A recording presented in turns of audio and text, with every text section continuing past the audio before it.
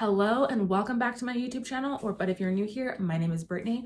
Make sure to subscribe so that you don't miss out on more favorites recaps like this, travel vlogs, and a little bit of everything in between. But jumping into this video, this is the second in my series that I started this year of monthly favorites. If you didn't already watch January's, go back and watch that. But this month, it is February, and in the spirit of Black History Month, all of the products, TV shows, music that I'm talking about in this video are from Black-owned brands, Black artists, about Black people, and celebrating Blackness. So also, like, I'm missing some nails if you haven't noticed, but we keep it real around here. All right, so starting with, as you know, and like I said in my last video, my favorite category, which is beauty. So my favorite product of this month is the Topicals Slick Salve lip balm. So I mean, this was kind of like, I feel like this lip balm was in a little bit of a controversy on TikTok like a month or so ago. I think this just came out in December, or maybe towards the end of the year. I think I bought it in January and I've been using it pretty hot and heavy from this past month. Topicals is a brand that I love. It is a Black-owned brand it's a woman too that owns it, or that founded it. And I mean, she's pretty young. She's like in her 20s still. She's really, really cool too, just like in general. And I've used other products from Topicals. And so when I saw that this lip balm came out, and I mean, it was pretty viral, I feel like, on TikTok, and I love a lip product, so I wanted to try it. I feel like there was a lot of controversy about, like, is it too, or what do they actually, yeah, they do call it a lip balm, mint lip balm, but like, is this too tacky to be a lip balm? And like all of these, like, I don't know, like, I feel like it got a little dramatic for a moment. It is pretty, I mean, it's very much like a lip balm. I feel like it is a little, like, I'm gonna put a little on, like a little sticky and tacky, but I like it personally. And if you don't like those kind of lip balms, then like obviously don't use it. But I feel like it's very hydrating, very nourishing. The mint taste is really good. And yeah, it says for dry, parched lips. Wintertime, my lips are very much, as is all my skin, dry and parched. So I've been really loving this, been keeping it in my purse and using it all the time, and would 12 out of 10 recommend trying it. All right, so that's all for the beauty category. Let me pull out my notes, make sure I don't miss anything. All right, moving into the next category I think in my last video I called this food and wellness, but we're just talking about food this month. So I bought both of these products that I'm going to talk about from Target. One of them the first one is this like coffee from the brand Black and Bold. And pretty much for, I would say, the past 6 or 7 years, only buy whole bean coffee and then grind it like each day, like the amount that I need for each day to brew. But my Target was only selling the ground version of this. They weren't selling the whole bean, so I tried it anyway. I really don't like most ground coffees that I buy. If I'm like in a pinch, I always am like, I regret buying this. It was not good. This is actually really, really good. It has a really good flavor. It's very like smooth, not very bitter. It's a medium roast. So this is the Rise and Ground medium roast, and they describe it as caramel, lemon, nutty, and smooth, 100% Arabica beans. And what's really cool, I mean, like I said, this is a Black-owned brand, sold at Target. But what's cool about this brand too is that, I mean, this is ethically, like, the beans are ethically sourced, which is like a pretty hot topic for coffee. If you drink coffee, you probably know that. And they actually, okay, so this is like their mission statement, you could say. Black and Bold was born to assist disadvantaged domestic youth with defying their odds in pursuit of living their best lives, in turn creating a better future for us all. Therefore, 5% of all profits are contributed to initiatives across the US that benefit this imperative. So that's really cool. And like, it wasn't like this was like a crazy expensive bag of coffee. I want to say I might have even got it on sale for like $8 or something like that. But I think like in this time, especially when people are like divesting from big coffee chains like Starbucks, for instance, for like whatever your reasons are for like divesting from them. For me, I like haven't really bought Starbucks in like over a year, mostly because of like the union busting component, and then like they really are kind of in a downfall right now. But like this could be a good time for people to like discover new blends of coffee to try. And like I mostly make coffee at home, so like this is something great to try, so would recommend this. And then another product that I also got from Target are these Ghetto Gastro, like the Ghetto Gastro brand toaster pastries. I have seen other products from Ghetto Gastro before, mostly like pancake mix, and I think like they have a waffle or pancake and waffle mix. And then I feel like they have another product, but it's like, it's escaping me. And I didn't know they had, and I don't really buy pancake mix because, I mean, I don't make pancakes that often, and I really only like making pancakes from scratch. Okay, Rumi's beckoning. Be right back. Okay, so yeah, like I was saying, I've seen other products from Ghetto Gastro before, but I had not seen these toaster pastries, and then I just happened to see them, I think when I was browsing Target, as I often do, and thought I would try these. So this again, they're basically like a Pop-Tart, pretty much. They had a couple other flavors. I don't remember exactly which ones. I'll try to include them on the screen, but I got the maple apple cinnamon because that's like a flavor that I like. And so like their mission statement is from harvest to harvest, backyard to yard, a bounty of apple, maple, and cinnamon. Oh no, this is just about this flavor. A bounty of apple, maple, and cinnamon form a fierce trifecta of flavor you won't be able to get enough of. Toast it up or snack it straight out of the pack. So I do know, oh, here's their like mission statement. Ghetto Gastro's got a story to tell about resilience, innovation, and creativity. Inside this package is a culinary experience designed to elevate your plate, transmit knowledge, and celebrate community. We're bringing the Bronx to the world and the world to the Bronx. So they were founded out of the Bronx. But another, like, I really like these. I mean, if you like Pop-Tarts, these are a little less, I feel like, sweet than Pop-Tarts, but still have all the same, like, it had the same amount of calories, and I feel like the same amount of sugar and all of that like a normal Pop-Tart has, and basically a lot of the, like, very similar ingredients. It is made with real fruit. I don't know if Pop-Tarts are made with real fruit. I'm gonna say probably not, just based on, like, how they taste. And, like, don't get me wrong, I love a Pop-Tart, but it does not taste like fresh strawberries are in there. Oh, I got a little roomie joining me. But another product that I would definitely recommend trying.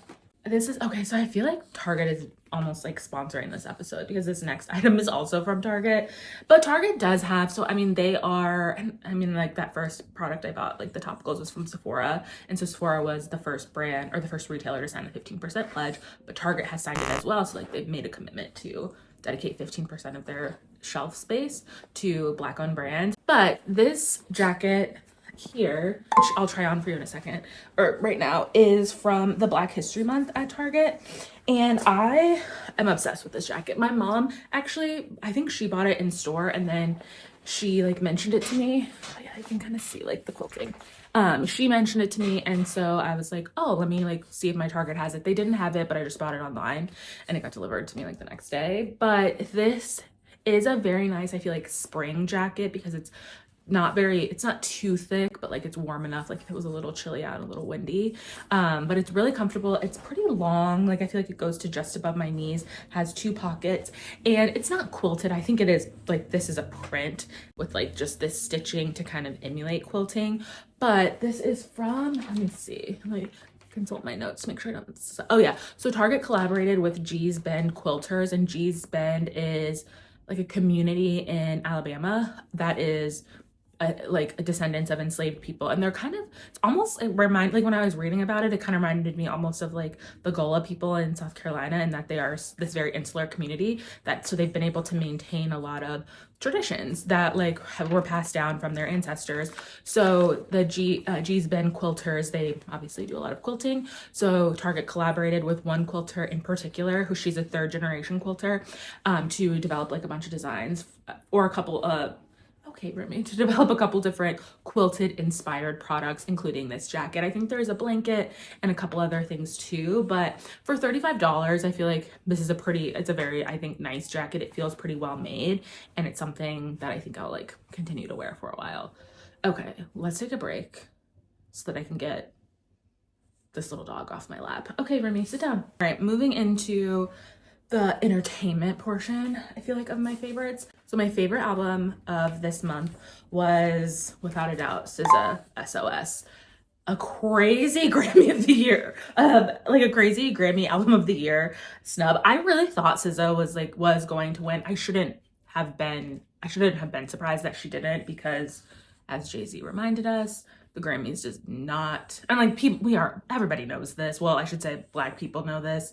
And like Jay-Z reminded everyone on a national stage that the Grammys does not appreciate Black artists, Black art really at all. And it's very evident year after year, especially when like a lot of the awards that Black artists win are not even televised. And just like, you can tell they really don't respect Black art. And it's crazy because the Grammys is also in Black History Month. So it's like 2 slaps in the face every month. But to me, this was my album of the month. So, I mean, even just like look at the cover, this Princess Di inspired photo, like from that iconic photo of Princess Diana like the summer before she died. So this album came out, I feel like early last year, maybe spring of last year of 2023. And obviously like the singles were everywhere.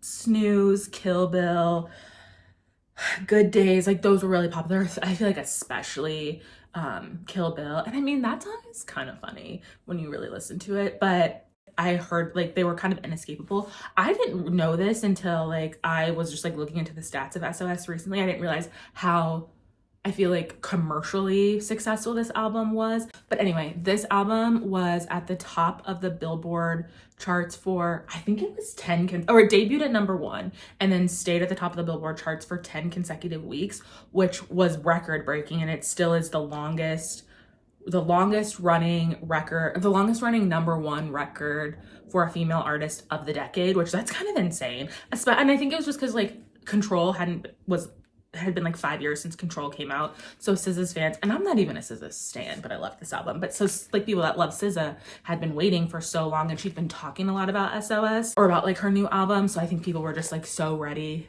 to like take it all in when it came out. I didn't even listen to this album from start to finish until the end of, I feel like it was the end of the year, like end of 2023. I mean, it was probably around like the Grammy nomination time, because I mean, it was so critically acclaimed and so like talked about. And I was like, okay, let me listen to this album and like see what it's all about. And I was like, oh, I get it. It's really good. It's just like, I mean, I love R&B, first of all. And so like, this is very much an R&B pop-y. I don't even know if I would call it a pop. It's like a true, I would say, like R&B album. But it does have some infusions of like other types of music. And SZA just has a really, really cool voice. And a lot of the lyrics are just, I think, a little funny. I mean, it's kind of a breakup. I don't know if I would call it a breakup album, but I mean, there's some songs about love, like Kill Bill, for instance, like that is kind of like the ultimate like breakup, I can't get over my ex song, but it's kind of, the lyrics are kind of funny too. Like, I might kill my ex. Not the best idea. No, SZA, it's really not the best idea. But I would say my favorite song on this album is Conceited. It's just, again, kind of fun, like a fun listen. And I feel like the beat of it's really good. The instrumentals are good. The production of it, I guess, is good, is like what I should say. And they're all good, but like that's probably my favorite song. And oh yeah, that's what I was saying. So yeah, I feel like I didn't really listen to this album from start to finish until the end of the year, and I kept hearing people talk about it. And then I also saw like, I kept seeing posters around my neighborhood advertising the album, which was kind of random because I've never really seen those before for anything. So the universe, I feel like, was telling me to like listen to this album. And I did. And after I listened to it, I was like, oh yeah, this will definitely win album of the year once I realized it was nominated. So I was shocked when it didn't. But like I said, the cover art is so good. And then there's also this like insert too, that's a similar shot, just like her in a different outfit. But anyway, if you haven't listened to SOS, would definitely recommend giving it a listen from start to finish. Maybe one of these years the Grammys will learn. No, actually they won't. Anyway, so yes, SOS was my favorite album of February. Again, the Grammys, they don't always get it right. But anyway, if you haven't listened to SOS, would 12 out of 10 recommend giving it a listen. So, and then moving into the next category. Okay, so my favorite TV shows, or my favorite TV shows of the month. I think I mentioned this in my last video. I'm not like lately I have not been a huge TV person because there hasn't really been a lot that's good on TV, to be honest. And like some of the shows that I normally watch are starting to come back, but I've also just been dabbling here and there with some other random things. But something that is new for this month, and I mean, it came out during Black History Month on National Geographic. It is called Genius. It's a series called Genius, and this season, I guess you could say, is about Martin Luther King and Malcolm X. So it's called Genius MLK X. And it's really cool. I'm not totally done with the series. I'm almost caught up. Maybe I'm a week or two behind, but it is it's more so going into the background of Malcolm X and Martin Luther King. And I mean, they were about the same age. So you kind of see the evolution basically of pretty much how they got to be who they are. And like they had very different upbringings, very, very different lives. And it makes sense that like to a degree you get to see like, oh, this is why they stand for, or they do these things, to understand how people are products of their environment to a degree. And I feel like I didn't know that much about Martin Luther King's like childhood to this degree. I knew a little bit more, I think, about Malcolm X than I did about Martin Luther King. Not that I knew that much even about Malcolm X's childhood, but there's a lot I didn't know about Martin Luther King, like growing up. And I even have been to his childhood home before on a field trip. But it's really cool. And like I said, it's just like it's a very interesting, a different look than you see of a lot of notable figures. Like you just hear about them in the part of their life that like they are known for, but you don't really get to see the human parts of like what makes them into the person that they become to take the steps and do the things that they do in the long run. So I think it's a cool show, a cool series. Oh, and I think the previous season was about Albert Einstein. So now I'm kind of curious to maybe go back and take a look at that. And then another show kind of on a totally different spectrum. This is something that's been out honestly for years. I just started watching it at the end of maybe like summertime, end of last year, and it is called The Godfather of Harlem. It's on Hulu. That's where I've been watching it. I think it was originally maybe on FX. And so it's about Bumpy Johnson, he was in Alcatraz, in prison for a while. He's like a very well-known gangster in Harlem. He pretty much like, you could say like put Harlem on the map in terms of gangs. Again, and Forrest Whitaker plays Bumpy Johnson, which I was kind of curious about seeing him play this type of character. But I feel like he of course plays him really well. And so there are 3 seasons altogether. I think it's been renewed, or maybe there's only 2 seasons and it just got renewed for a 3rd season. I'm fully caught up on like all the episodes that are out. So I'm really waiting for the next season to drop. But it's a very, like I said, interesting. It's kind of similar to that Genius show that I was talking about. Oh, it doesn't start with his childhood. It starts with when he gets released from Alcatraz. And again, you can see how people are to a degree a victim of their circumstances. And he actually knows Malcolm X. Like they were friends, and like that is something that is known. And so like the 2 shows kind of tie together in a way, but you see how living in Harlem as a Black person in the 40s, 50s, 60s, the 60s is mostly when this show takes place, and how like there weren't any opportunities as in a lot of America for Black people to really thrive and have like financial, I guess you could say, independence or be wealthy. And he kind of takes things into his own hands, and a lot of what he does is not ethical because obviously he's a criminal, he's a drug dealer, he is a gang leader, but he also is trying to like help his community at the same time. His wife does a lot of civil rights, does a lot with civil rights. So it's just interesting to see again like a real life play out of like a time obviously like I wasn't there, so I don't know anything about. So those are 2 shows. And if you like crime type of shows, like if you like The Wire, I think you would like Godfather of Harlem. So again, would recommend watching that. Okay, and then to close us out, moving on to the movie category. So as I say all the time, I go to the movies a lot, like almost once a week on average. I just went yesterday, and I actually might go again. It's a long weekend, so I might go again on Monday if I don't have anything to do.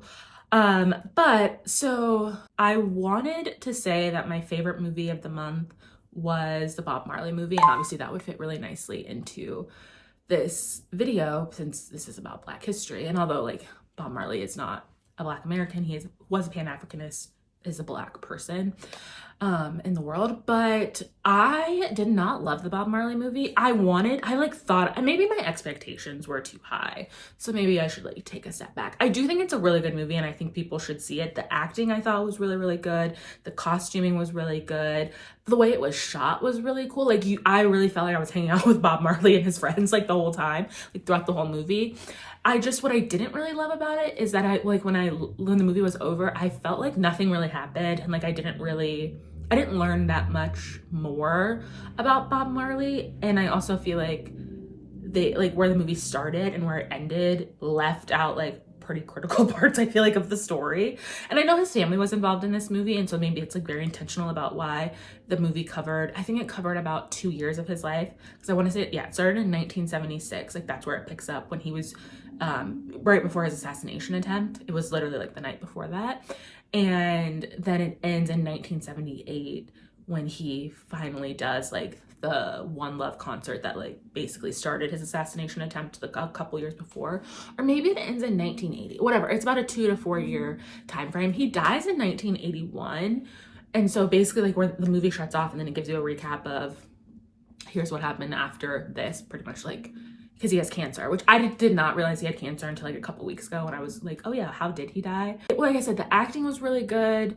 I just wanted to know more. Like there's so much that could have been talked about.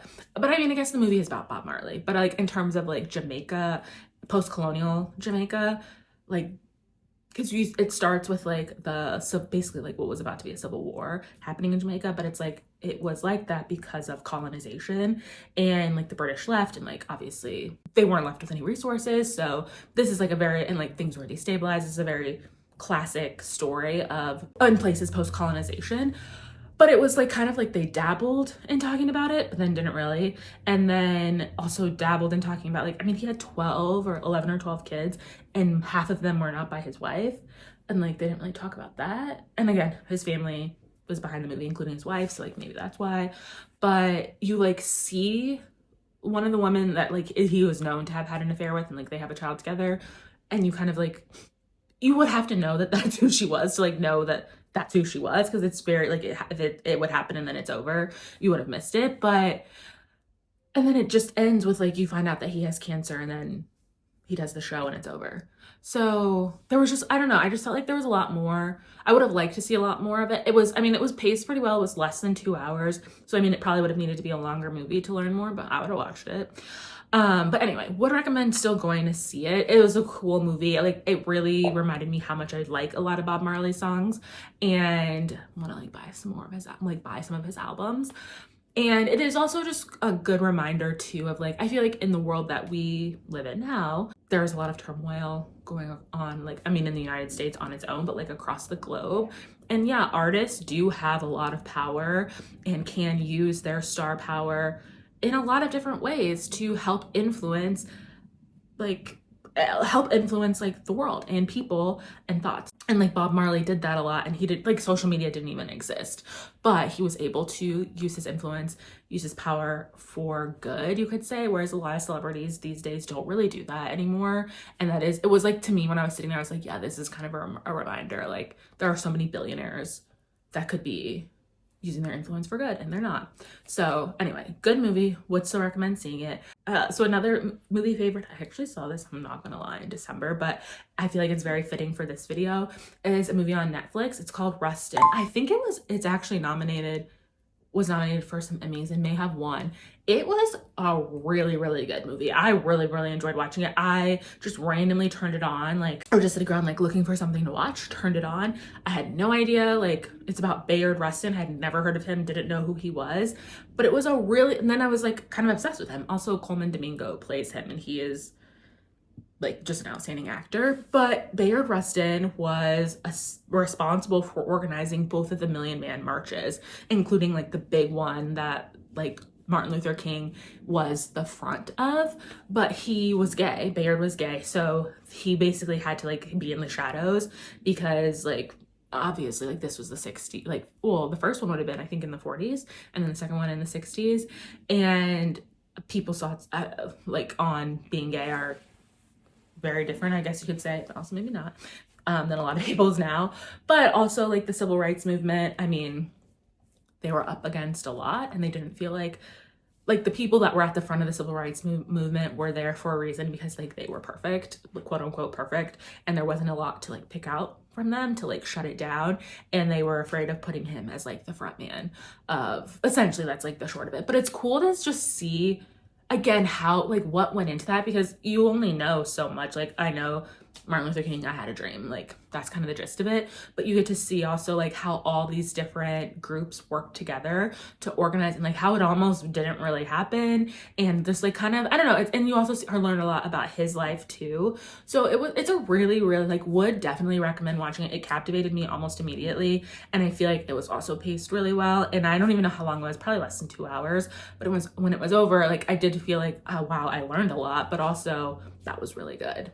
So another recommendation. All right, if you made it this far in the video, thank you for watching. I hope that you've maybe like discovered something new from these like products and shows and stuff that I've talked about. I do think, especially like in this climate that we're in right now, where DE&I is, I'll say, on the outs, which is really sad. Like I feel like globally, and especially in the United States in 2020, people made because of like in response to the like murders of George Floyd and Breonna Taylor, people started making some concerted efforts, especially businesses, and I'll say even people on a day-to-day were trying to make efforts to improve equity in the United States and globally, but I can specifically talk about the United States since I live here. But to be perfectly honest, I really think especially in the past year that fire has dimmed out, and it's really sad to see, because I'll even say like this Black History Month, I feel like I didn't really hear a lot of brands or people talking about Black History Month really at all, which again is kind of sad, because equity, like diversity, equity, inclusion, it's not a one-time thing. It's something that we have to continue pushing forward forever and always. So that's why I wanted to share a lot of these products in this video today. But it's also a reminder, like, yes, it's great to use Black History Month or AAPI Month, Hispanic Heritage Month, Pride, whatever, to discover or to find out about new products or things like from people in marginalized groups. But those products are not just available exclusively in that month. They're available 365 days a year. So great to use this time for discovery, but try to learn ways to infuse, like to make the products that you use more equitable, or the music that you listen to a little bit more diversified, or learn something new from TV shows and movies. So I hope that you enjoyed this video. If you did, don't forget to give me a thumbs up, subscribe to see more content from me, and I'll see you on the next one. Thanks for watching.